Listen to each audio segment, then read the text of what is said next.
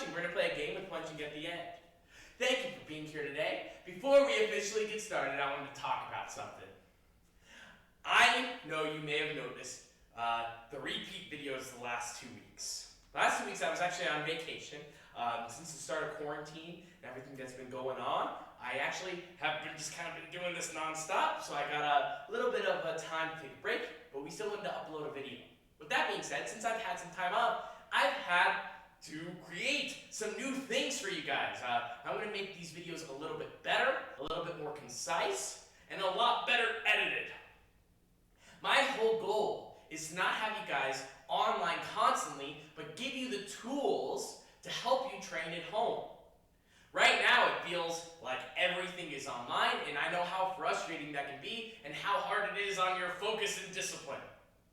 I'd rather take a 5-minute, well-edited video, show you how you can work on these things at home and then have you do it with the screen off, than to do a 30-minute video with warm-up and stretch-out where you can only get through like 5 minutes of it before you start playing with a toy or before, you feel like you have to go do some other work. So I'm going to make these a little bit shorter, a lot better edited, and better for you guys. With that being said, let's get started. Face me, chariot, kunye.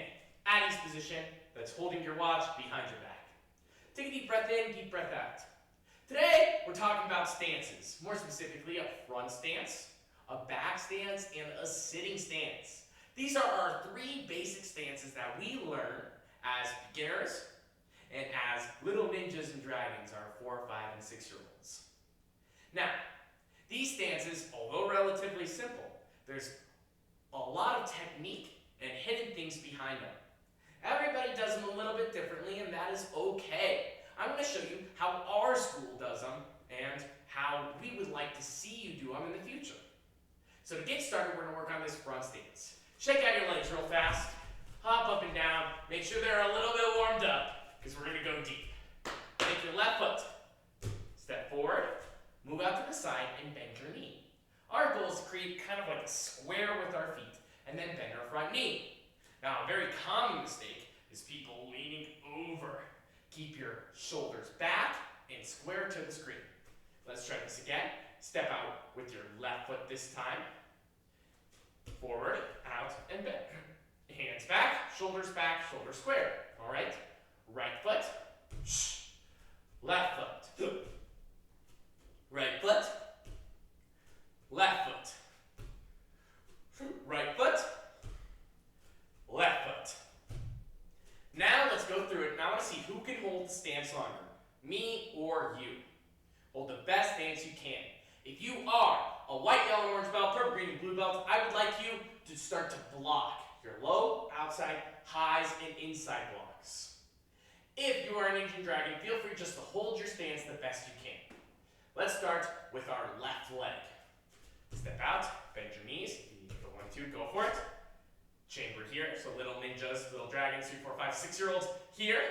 If you're a white, yellow, orange belt, start to block. Hold this the best you can. Don't move. Lasts longer than I do.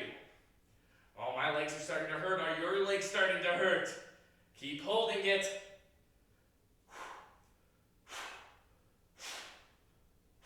And back. Okay, did you beat me? Did you beat me? Well, let's try the right side. Step forward, step out, bend your knees. Little ninjas and dragons, stay here. White, yellow, and orange belts, do your blocks. This time, I will keep chambered. Hold it. Don't move. You got this. Breathe through it. If you have a little bit of pain, that's natural. That means you're doing the stance well. That's one of the reasons why we do stances, is to build up our leg strength. But don't collapse. Don't unbend your knee. If you feel pain, bend it even further.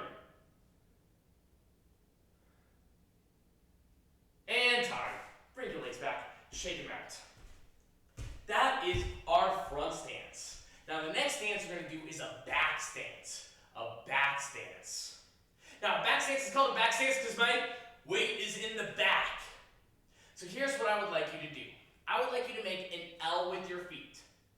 Take your left foot, slide it in so you create this L. So take your right foot, turn it sideways, left foot, create the L. And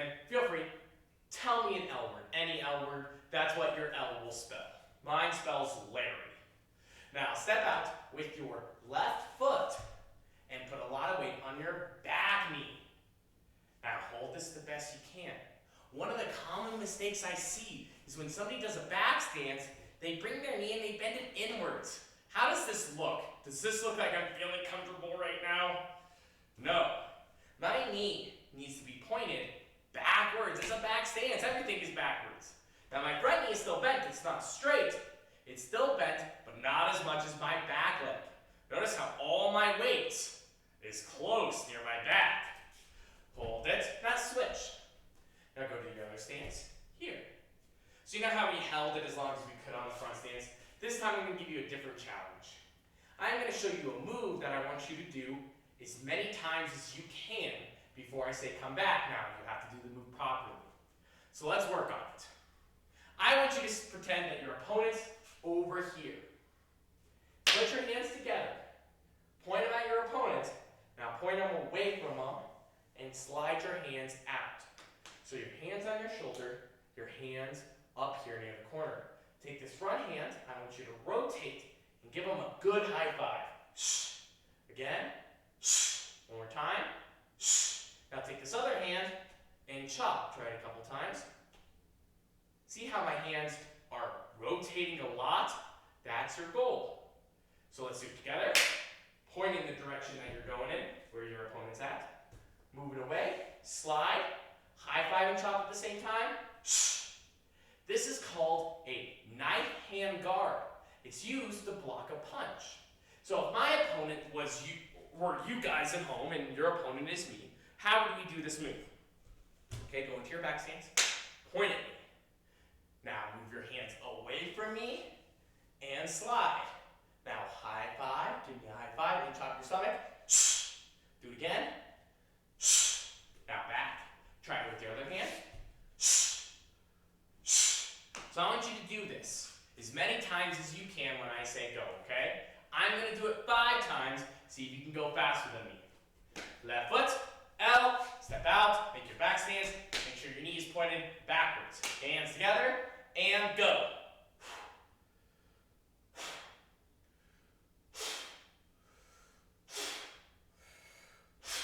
Chumbi, did you do more than 5, less than 5? Well, it doesn't matter. Good job for doing the best you can. If you did less than 5, that means that you worked on your technique. You really cared about what you're doing. If you did more than 5, that means you had your technique down pretty well, and you're going fast. What I don't want to see is fast and sloppy. So make sure it's good. It's okay if you do less. It's okay if you do more, but use me as your timer. Step out with your right. Get as many as you can with good technique, though. And hands point to where your target is. Slide them back. Go.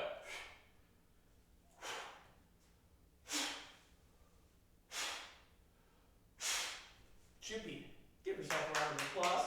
Not bad.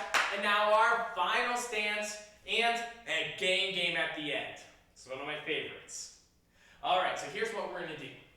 We're going to go into our sitting stance. It's called a sitting stance because it's like we're sitting very awkwardly. It's also called a horse stance, a middle stance. There's a whole bunch of names for it. Basically, what you need to know is your legs need to be spread apart, toes forward, knees bent. So, feet apart, toes forward, knees bent. If you need to point them a bit outwards to make this work, go for it, but a bad habit I see a lot of younger kids do is point their toes like this. This is going to hurt your knees in the long run, and even as a very young adult, 23-year-old adult, that hurts me. Keep your toes as forward pointing as you can. If you want to go slightly out, that's fine, but don't do this. Are you ready? Sitting stance. Now choose one hand to put out. Now, switch your hands. This is our sitting stance, and this is our front punch. This is something that is good to get used to, because you will see this a lot. I do this drill all the time at black belt classes. One hand comes back. It's almost like a train in a sense. Now come back. I'm going to set the clock for 30 seconds. Now I can usually tell you what belt rank you are by how many good punches you get. Yes, good punches. So if you get 10 good punches, you're probably a white belt. But if I set the clock for 30 seconds, and you're able to get usually around 90 to 120 punches, I would assume you're close to an advanced rank or a black belt. Good punches, though.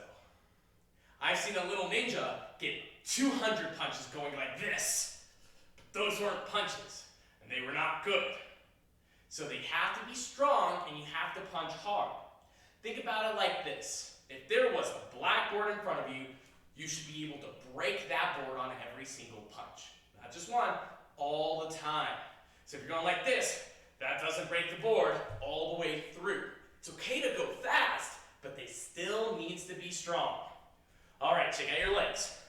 Get into your horse stance. I'm getting the clock ready now. Do a couple practice punches. Get really good at it.